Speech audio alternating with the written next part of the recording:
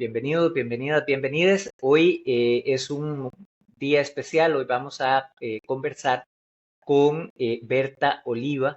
Berta Oliva es fundadora del Comité de Familiares de Detenidos y Desaparecidos en Honduras, COFADE, y estamos con ella hoy porque en este momento se están produciendo situaciones muy graves en nuestra vecina Honduras y queremos conversar al respecto. Queremos que nos den un poco más de información para que la audiencia nuestra acá en Costa Rica pueda comprender mejor cuál es el peligro, qué es lo que está ocurriendo y cuáles son los factores en juego en este momento allá en Honduras.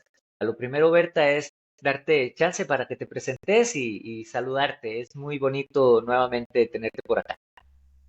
Gracias, Alan, por invitarnos a este espacio de la canalla. Pero para los, los que están pendientes del espacio, soy Berta Oliva, coordinadora general del Comité de Familiares de Detenidos Desaparecidos en Honduras. Y por supuesto, soy hondureña. Actualmente soy una militante, resistente y sobreviviente, que hemos pensado vivir no para contar ni para que nos cuenten, sino para participar, para apoyar, para impulsar cambios, para apoyar a la población. Y eso nos ha hecho entonces que el COFADE cada vez se nutre más y se nutre más de la información nacional, pero también estamos como muy al pendiente de los acontecimientos a nivel regional y, por qué no decirlo, nos interesa muchísimo el comportamiento geopolítico porque entendemos y sabemos que la existencia nuestra fue por esa política que Ujú. no se gestó solo en Honduras, sino la geopolítica impulsada por el imperio. Por supuesto, la lucha del COPADE es una lucha de ya más de 40 años de, de resistencia precisamente, de búsqueda de justicia y de verdad. ¿Qué está pasando actualmente en Honduras, Berta? ¿En qué consiste la denuncia que ha hecho Xiomara Castro? ¿Qué es lo que ha sucedido? Yo sí siempre supe que el gobierno de la presidenta Xiomara Castro Sarmiento de Zelaya es un gobierno en transición y de transición. Venimos de un golpe militar de Estado y, por supuesto, de la imposición de una dictadura, pero con el correr de ese periodo, no sabemos que estamos ante un gobierno nunca antes visto en la historia de Honduras.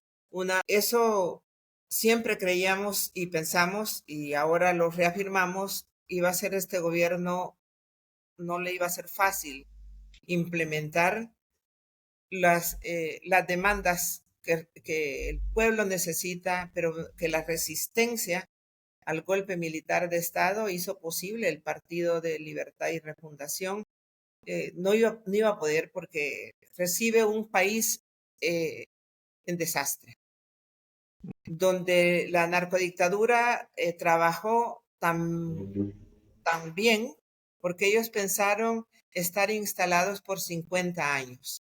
Esa era su meta, 50 años de dictadura al estilo de su ex ejemplo de vida, Carías, que fue un gobierno en Honduras muy dictatorial y con bastantes actos oprobiosos, que de este momento no los quiero decir, sino referirme y centrarme, Alan, a lo que temíamos y ahora estamos viendo que se está desarrollando, que el gobierno no iba, la actuación no iba a ser fácil, justo por eso, porque esa narcodictadura se estaba preparando para gobernar 50 años y, por supuesto, tenía el control de todas las instituciones del Estado y de los tres poderes del Estado.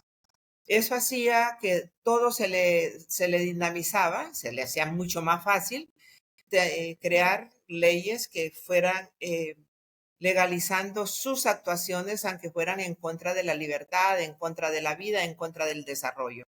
Pero ellos trabajaban para eso y luego nos vimos que estábamos quedándonos sin país porque hizo toda una avanzada para vender y entregar nuestra soberanía al proyecto de inversión conocido como SEDES. Y que estaba dispuesto a eso ese gobierno anterior, porque también ellos estaban viendo la posibilidad que como no iban a encontrar en ningún otro país de repente asilo, protección, ellos en nuestro propio país estaban creando las sedes con un modelo y con un régimen muy diferente al nuestro y ahí podían refugiarse. Estamos hablando de una narcodictadura, la de Juan Orlando Hernández y las que estuvieron antes, ¿no? Porque desde Porfirio Lobo y Michelet y toda esta gente anterior, de corte neoliberal, correcto, muy a tono con el gobierno de los Estados Unidos y sus propuestas económicas. Exactamente, nosotros estamos, ahorita estoy hablando cómo recibe el gobierno de una narcodictadura de 12 años con 7 meses de tener sometido a la población, creando sus propias leyes, tratando de ampararse, lo dejaron totalmente empobrecido y bueno, eso fue lo que recibió la presidenta. Por lo tanto, las demandas del pueblo no iban a ser como de la noche a la mañana. eh, pues Satisfechas, claro. satisfecha, ¿no? No podía, no puede. Y eso es lo que ellos han estado aprovechando ahorita, toda esa dictadura, porque al final de cuentas, el hecho mismo que esté doña Xiomara la presidenta actual en en el más alto peldaño que una nación tiene, eso no significa que tiene el control. Eso no significa Ujú, que tiene el poder, porque en Honduras siempre ha existido un poder fáctico, que son los poderes económicos, el poder militar, el poder religioso, y ese poder obedece no a las políticas que emanan desde la Constitución de la República, sino que son claves y están hermanadas, pero además sometidas, y yo pienso que también tienen un nivel de sometimiento a las políticas de Estados Unidos. Y las políticas de Estados Unidos son más militares, la militarización, disfrazar que están haciendo bien en los países, pero es controlando los países y su gente. Pero no se está trabajando para que desde esa política que está por encima de la política actual del gobierno, están operando con todo un trabajo de desestabilización. Se desestabiliza a la nación a través de esa modus operando que lo están generando con los diferentes espacios que forman parte del gobierno, pero que no son gobierno porque representan al partido de la narcodictadura, como son las municipalidades. Solo para poner un ejemplo. Honduras tiene 290 municipalidades. De esas 293 municipalidades, 60 la autoridad local, o sea, el alcalde, ujú. aquí se llama alcalde, son de libre. El resto son de la narcodictadura. Así de fácil. Lo otro, que eso indica entonces que se está trabajando por encima de la presidenta con todas estas autoridades, ¿no? Luego, el Congreso Nacional, desde que se instala libre, iba en depende porque no tenía la mayoría, no había, Ujú. ahí donde es importantísimo para desarrollar un país, es que haya una fuerza política equilibrada. Y por supuesto que la fuerza mayoritaria debería de ser del partido que está gobernando. En Honduras es todo lo contrario. En el Congreso Nacional, que es fundamental, así de sencillo, es fundamental, siempre era la segunda fuerza el partido que está en el poder, el Partido Libre. Y eso se vio la aspiración de control que se tenía de las fuerzas más oscuras, más dañinas de nuestro país desde antes de instalarse la legislación, ¿no? Se instala unos días antes para hacer la nueva legislación que juramente a la presidenta.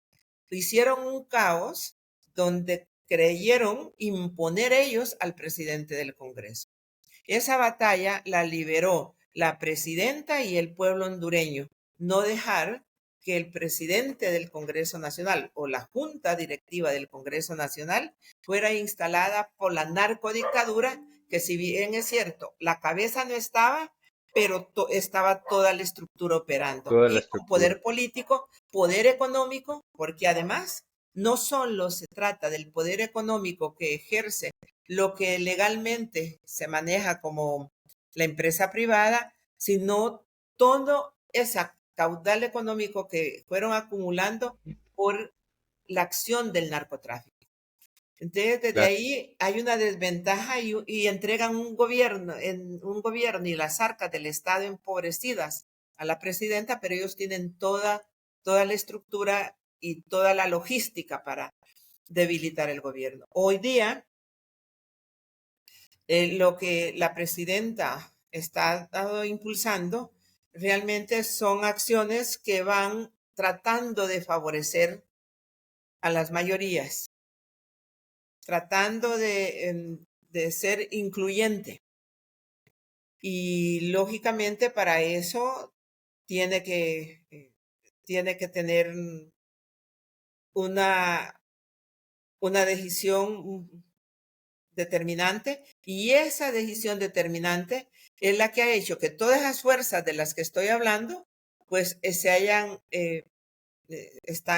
aglutinadas para poner en precario y trabajar y hacer que un golpe, para nosotros estábamos viendo monitoreando esta realidad, y todo era como un preludio, ¿no? Y lo comparábamos con lo que vivimos en el 2008. Y luego avanzaban con una actitud 2009, al principio del 2009. Pero en Honduras dio un giro increíble porque vimos que ya no era un preludio para ir induciendo a la gente, sino que estaba en proceso, el proceso de un golpe. Pero creíamos que eso lo mirábamos desde COFADE, desde algunos espacios con que nosotros trabajamos de la sociedad civil, pero nuestra preocupación es que de inmediato oficialmente se da a conocer que hay que hay intentos y que está en marcha un golpe militar, un golpe de Estado, no un golpe militar. Claro, se estaba trabajando muy diferente a hacerlo como en el 2009, ¿sí? Muy diferente. Sí. Pero lo que nosotros estábamos observando, y eso era lo que nos preocupaba, y nos preocupa aún, era la actuación de la representante del gobierno de Estados Unidos, la señora embajadora. Ella en cada momento hacía acciones de injerencia más que de tener participación para demostrar su preocupación y ayudar al gobierno. Era un tipo de injerencia altamente peligrosa que nosotras no nos remontamos en ese momento al 2008 ni el 2009 antes del golpe, sino que nos remontamos en los años 80, cuando teníamos en Honduras un embajador que se llamaba John Drinite Negroponte, que ese embajador hacía incursiones en Honduras, pero también en la región centroamericana. Y eso, dijimos, hay tal parecido que esto viene quizá más acelerado que lo que vivimos en el 2008 y que lo que vivimos en los años 80. 2008, 2009. Negroponte es un tipo nefasto, un tipo oscuro de la historia de la diplomacia norteamericana, vinculado a terribles violaciones a derechos humanos en Centroamérica, particularmente en Honduras, vinculado a todo este tema de los escuadrones de la muerte, de las desapariciones, de las torturas, de la persecución política, un fiel representante pues de esa política de la doctrina de seguridad nacional norteamericana para la época de los 80, ¿verdad? Y las actuaciones de la actual embajadora son precisamente llamativas porque ocurren en el contexto de un país en donde se tiene esa historia. Nosotros vimos con mucha preocupación lo que ocurrió la semana anterior, un poco para poner, por lo menos dar un pincelazo para nuestra audiencia. En los años, en la década del 2013, para ser exactos, 2013, un ex presidiario, un tipo que había estado vinculado al narcotráfico, que había sido capturado por la DEA, fue puesto en libertad con la tarea de reunirse con políticos y entregar sobornos y grabar videos de estas operaciones para después poder utilizarlos con fines políticos. Eh, recientemente, en el contexto del intento de golpe de Estado en Venezuela por parte de María Corina Machado, eh, la posición del gobierno hondureño fue una posición valiente de apoyo y solidaridad con el pueblo venezolano, y pareciera que eso viene a desatar, digamos, algo que, como decís, se venía preparando, que es empieza a asomar las orejas lo golpista, ¿no? En Honduras. Y esta señora, la embajadora, sale a vincular al ministro de Defensa hondureño con el ministro de Defensa venezolano, acusándolos de vínculos con el narcotráfico.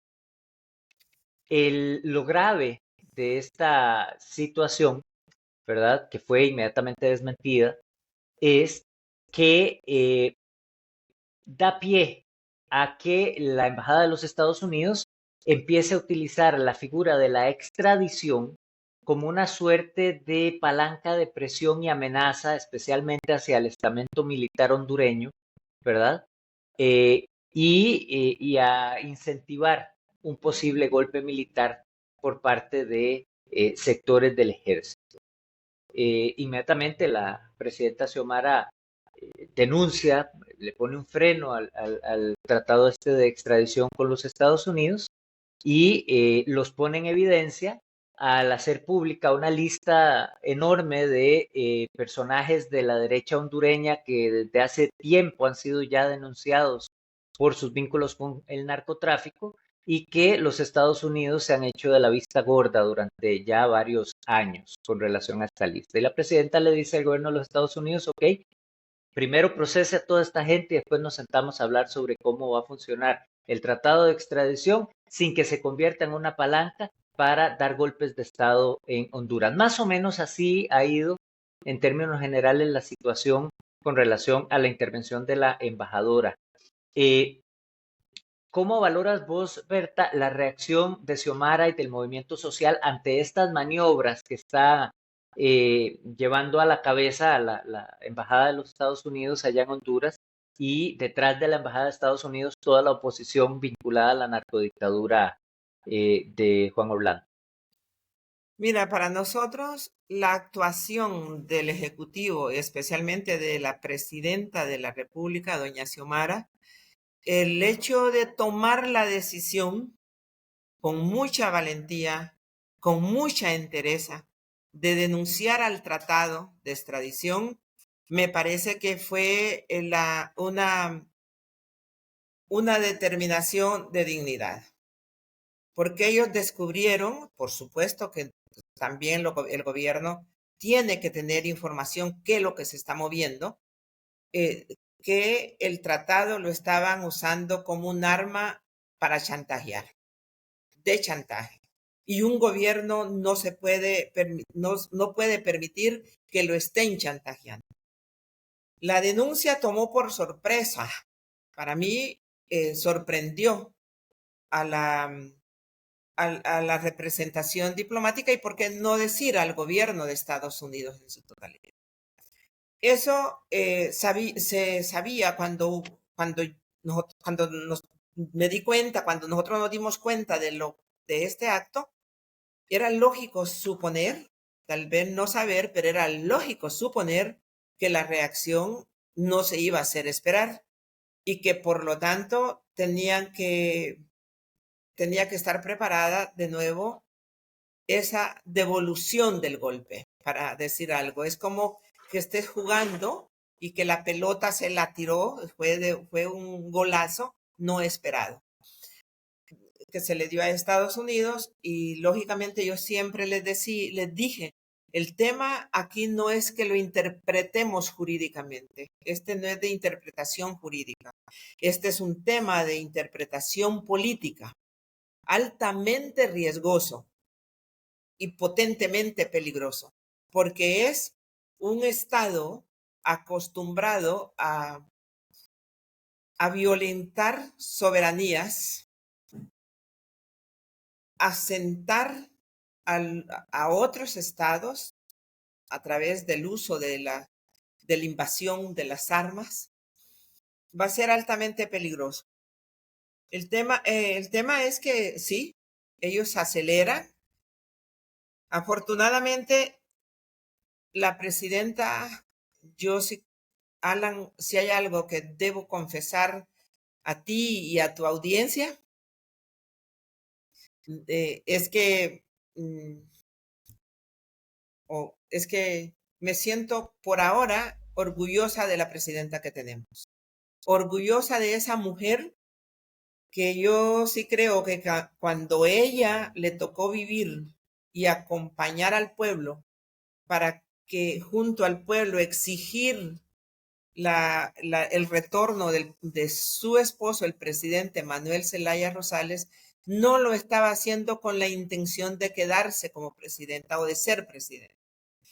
Y eso ha hecho que ella, en lo que le toca, asume la representación del pueblo con dolor, con amor y bueno, porque ella más que nadie no le han contado, no lo ha leído en su familia y con su equipo que tenía conformado el presidente en ese tiempo, en el 2009, sufrieron lo que es un golpe militar de Estado. Y para ella, y yo sí creo que ese es algo que ella ha tomado de la demanda social y popular, es que un golpe de Estado nunca más en Honduras.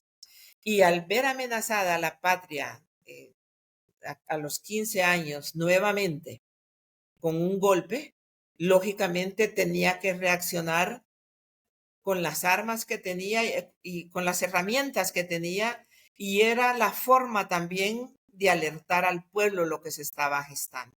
Porque en Honduras sí tiene el pueblo conciencia de lo que es enfrentarse a un golpe militar de Estado. Y el movimiento social, ¿cuál ha sido la reacción del movimiento social organizado allá en Honduras ante este llamamiento de Xiomara? Mira, hay movimientos sociales, hay organizaciones sociales y organizaciones gremiales. Por lo tanto, yo considero que el movimiento social no ha dicho no, ha dicho aquí estamos. Pero las organizaciones no gubernamentales están fraccionadas. Y están fraccionadas porque ese fue otro de los trabajos que se trazaron hace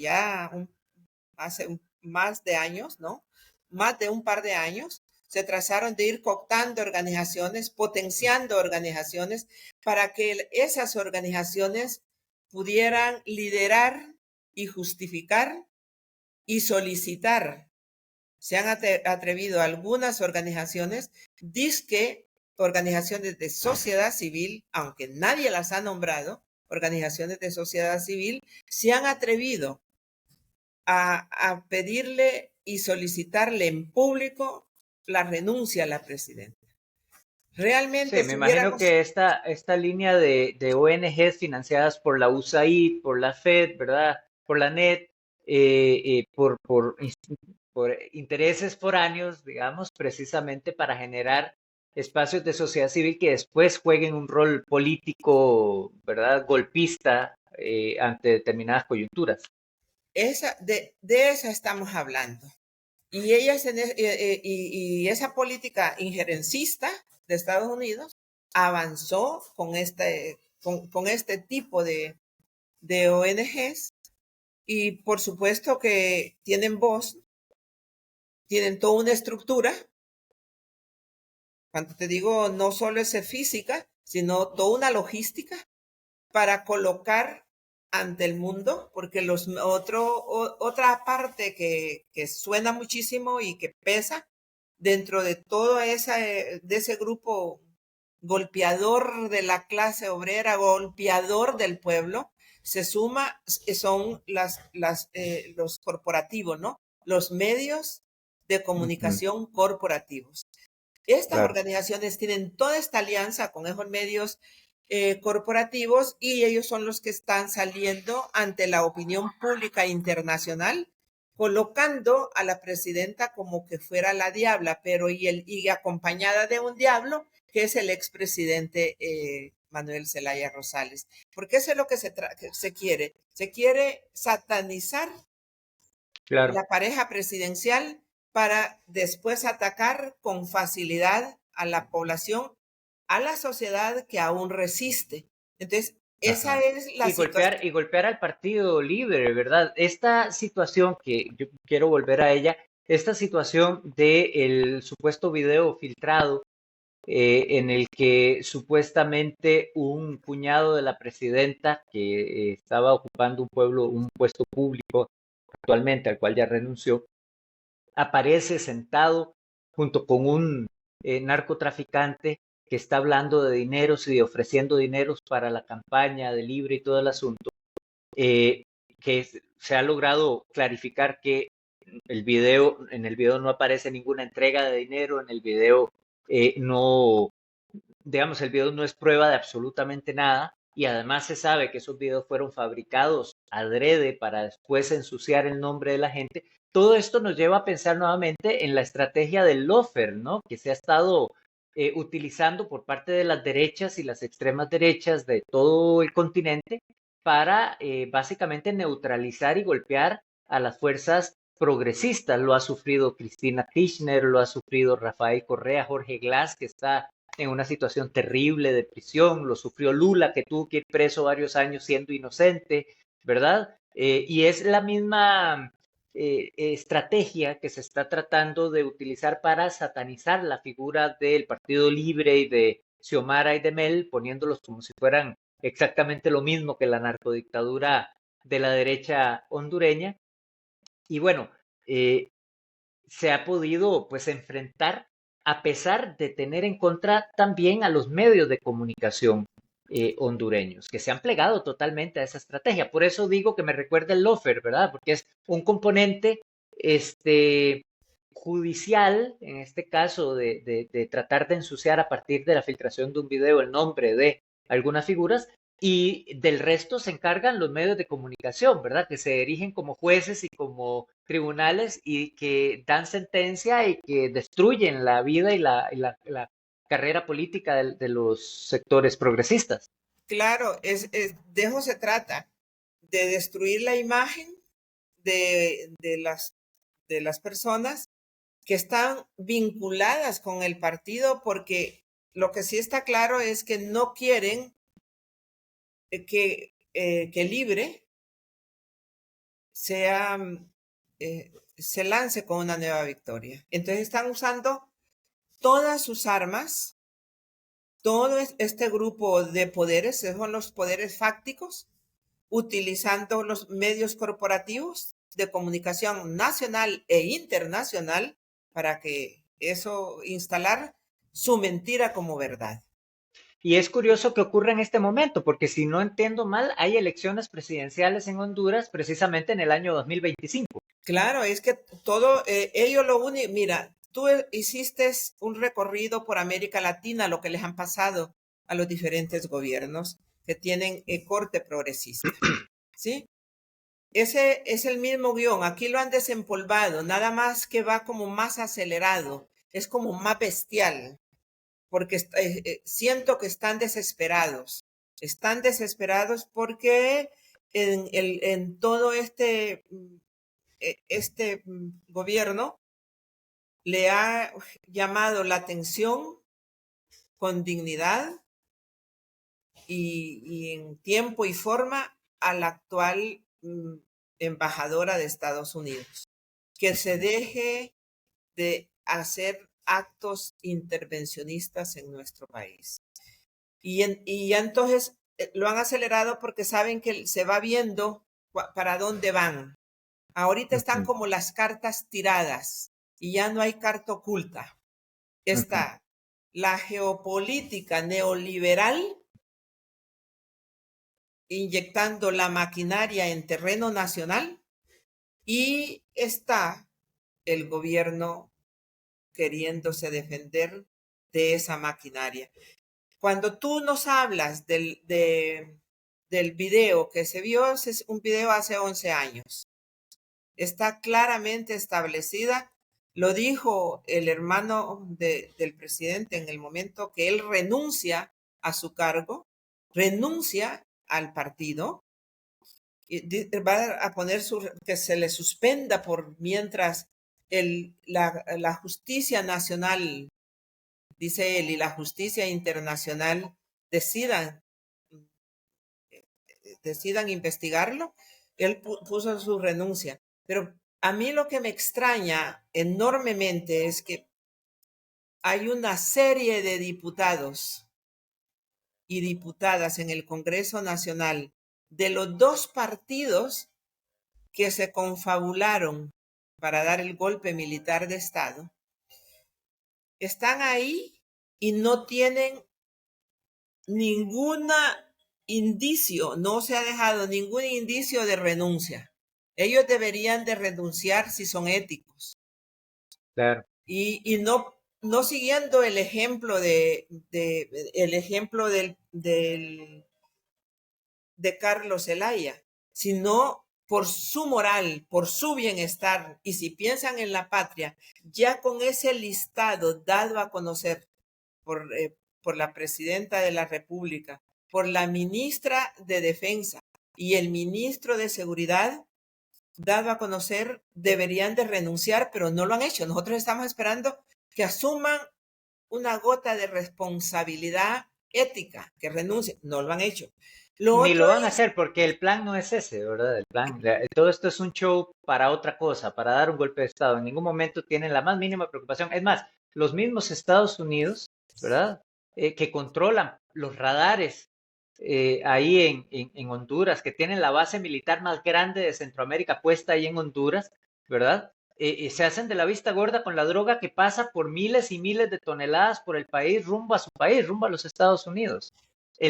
Plan no es, el tema no es el combate al narcotráfico, el tema es quitarse de encima un gobierno progresista en Honduras que les incomoda muchísimo, faltando apenas un año para las elecciones presidenciales y cuando todas las encuestas señalan que el Partido Libre se reelegiría en el poder. Claro, es que ahí es, me encanta que tú lo expresas con tanta claridad. Aquí no hay combate al narcotráfico, no es combate a las drogas, al contrario, ellos lo saben, lo permiten y participan e infiltran a su gente en todo este proyecto en este proyecto de lo que es el comercio, entre comillas, de lo que es la droga, ¿no? Ellos no tienen interés. Si entre más adictos hayan, para ellos mejor, porque se justifican mayor su intervención en nombre del combate al narcotráfico. El tema aquí es un gobierno no alineado totalmente a sus intereses. Ese es el tema. Y además, se deja claramente reflejado el desprecio que tienen este gobierno Cuando digo este gobierno es la política de Estados Unidos expresada a través de su gobierno con las grandes mayorías. O sea, y las grandes mayorías es el pueblo que sufre hambre, el pueblo que está descalzo, el pueblo empobrecido. Y para ellos, entre más empobrecidos está, mejor es porque es más fácil de someterlo. Es más fácil de hacer su intervencionismo a como guste. Entre más consumistas haya, mejor, porque van perdiendo la capacidad de razonamiento y la capacidad, todo lo que contrae el consumo de la droga. Pero yo, volviendo a la no renuncia de los diputados, a mí me gustaría elevar esto hasta que se hiciera una campaña mundial si fuera posible, que renuncien ya todos los diputados de los dos partidos que están involucrados y que no es que se les ha mencionado, porque el que renunció no es que tiene un expediente, no tiene, fue mencionado que es diferente. Fue mencionado que participó en una reunión según lo que se maneja. No tiene expediente asignado. Los otros ya tienen expediente abierto de investigación desde la justicia de Estados Unidos. Se debería de elevar una campaña realmente para ayudar a Honduras, que renuncien esos que tienen un cargo de elección popular y especialmente los que están en el Congreso Nacional. Lo otro que me parece sumamente grave es que hay dos voceras, a mi juicio, del Departamento de Estado de Estados Unidos, nada más que son hondureñas y se acobijan en una ONG que han pedido públicamente, y creo que lo han hecho hasta en escrito, en carta o en comunicado, han pedido a la presidenta de la República que renuncie. Eso es gravísimo. Significa que lo que están es fomentando un golpe de Estado y eso se llama traición a la patria. Eso se llama crimen de lesa humanidad. Porque si ellas están pidiendo que renuncien, ¿a quién van a colocar ellas? Se va a hacer un proceso de elección en estos momentos. Entonces, eso me parece que se debería de estar, eso sí tiene que tener un abordaje jurídico. Y desde la mirada de los estudiosos internacionalistas, para que vean en la debilidad que han colocado y tratan de colocar a la presidenta y al gobierno. Pues si colocan al gobierno, a la presidenta, colocan a su gobierno y colocan a la ciudadanía, porque cuando hay un golpe de Estado, no seleccionan a quién vamos, sino a la persona que se oponga y que estuvo en el lugar equivocado. Y nosotros venimos de un golpe, sabemos lo que ha significado un golpe militar de Estado y sabemos entonces que si ponen en marcha y lo concretizan, van a cambiar algunas cosas porque ya tienen ubicados cuáles son las personas y los sectores a nivel nacional que condenamos con fuerza y que podemos aglutinar fuerzas sociales para que se condene y que se eleve la voz de protesta si eso se da. Lo estamos haciendo y me parece que en ese sentido la presidenta y el gobierno de la presidenta Xiomara Castro ha de estar como muy satisfecha con el pueblo hondureño porque no se ha hecho esperar para darle su apoyo, su muestra de solidaridad. Sí. El pueblo no quiere un golpe. Honduras realmente, los hondureñas y los hondureños se ha probado que tenemos resistencia y tenemos convicción sobre lo que es resistir. No tenemos alma guerrerista, no la tenemos. Hacemos la guerra desde otras trincheras, pero yo creo que están provocando, porque eso es lo que quieren, justificar para intervenir brutalmente este país, más de lo que lo están haciendo. Y uno sabe que sabe cuáles son los intereses No es porque tengamos y sea un país que tiene capital, pero tiene riquezas naturales. Es Claro. un país que geográficamente es estratégico para ellos.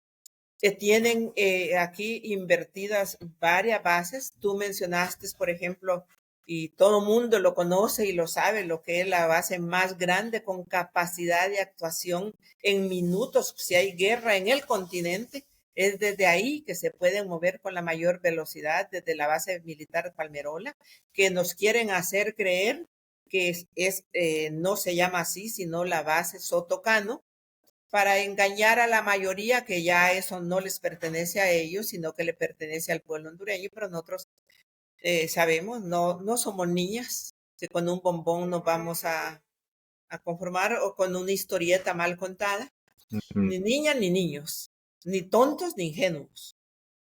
De eso estamos clarísimos.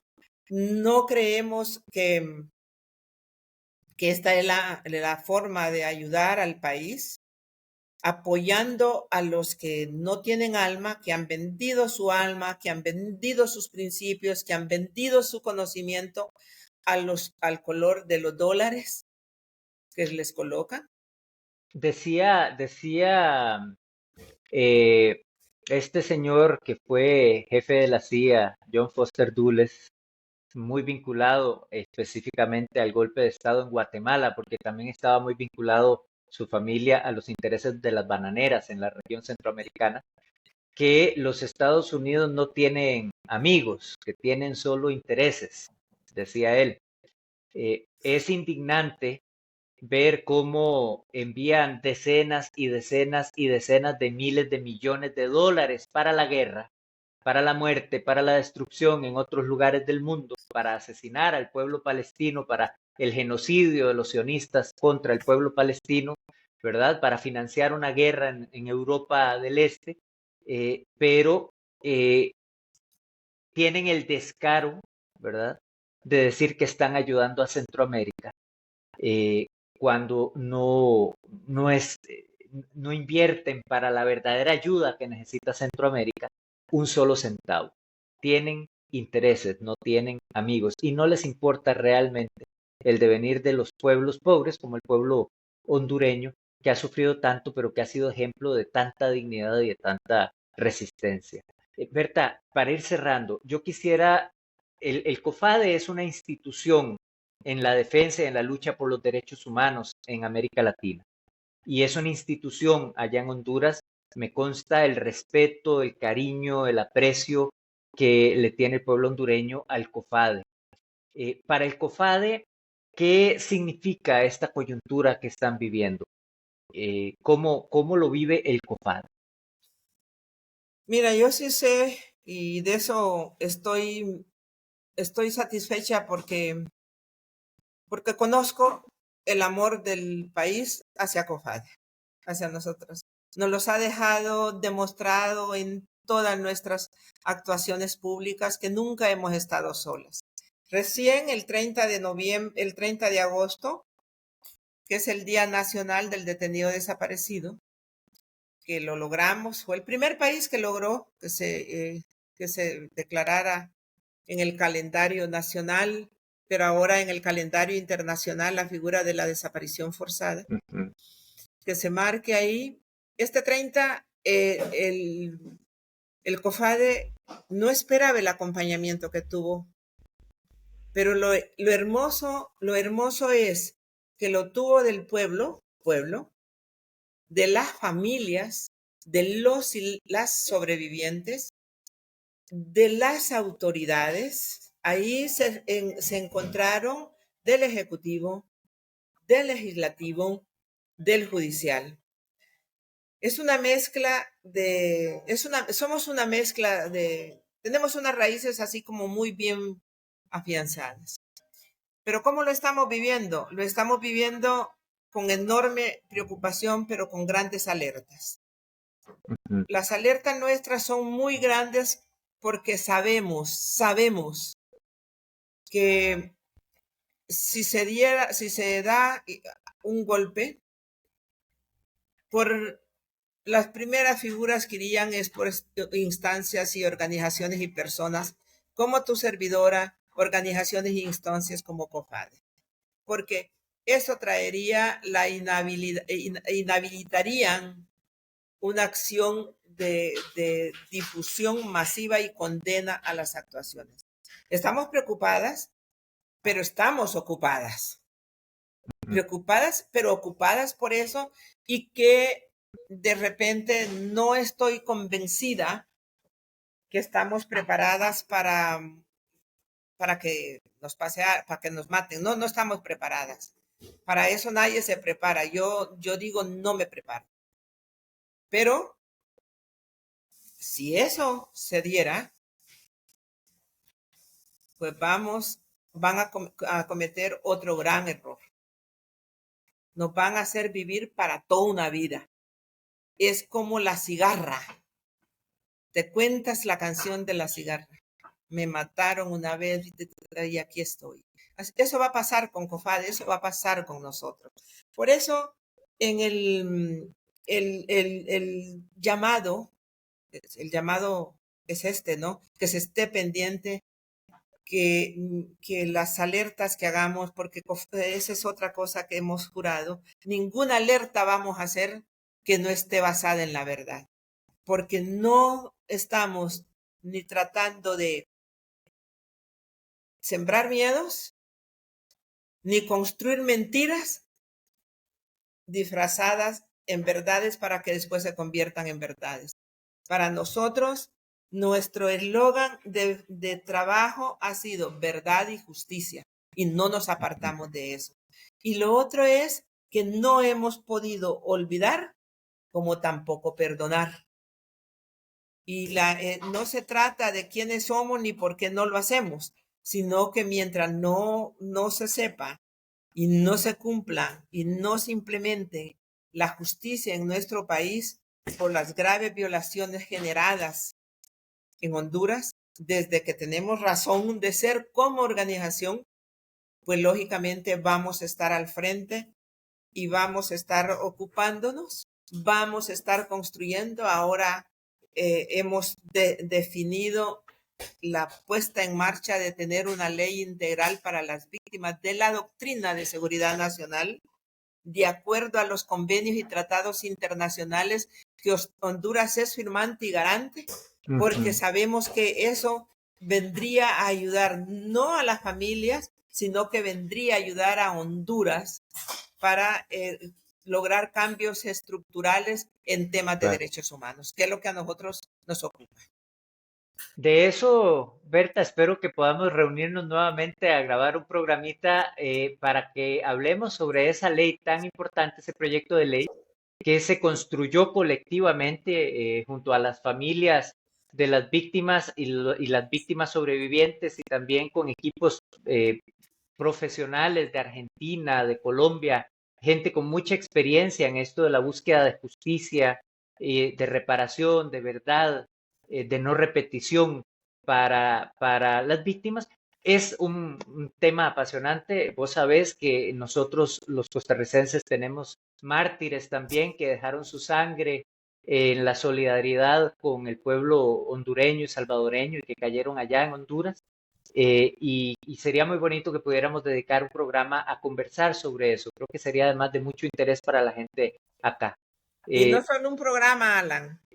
Tenemos que encontrarnos los centroamericanos y los familiares de los centroamericanos y los que apoyamos y apoyan a los centroamericanos a la búsqueda de verdad y justicia de los crímenes de lesa humanidad cometidos en esta región y en este país. Así será, así será. Nosotros te agradecemos nuevamente el espacio, haber conversado, es muy importante y clarificador. Estoy seguro que para la audiencia de La Canalla ha sido interesante e importante poderte escuchar. Vamos a estar atentos, vos sabés, vamos a estar atentos de los acontecimientos allá en Honduras. Pueden contar con esta pequeña ventana a través de la cual comunicarse con el pueblo costarricense, y en cualquier momento nos volvemos a enlazar para denunciar, para conversar, para analizar. Te mandamos un abrazo enorme desde Costa Rica, Berta. Yo te los retorno y se los retorno a ustedes, ¿sí?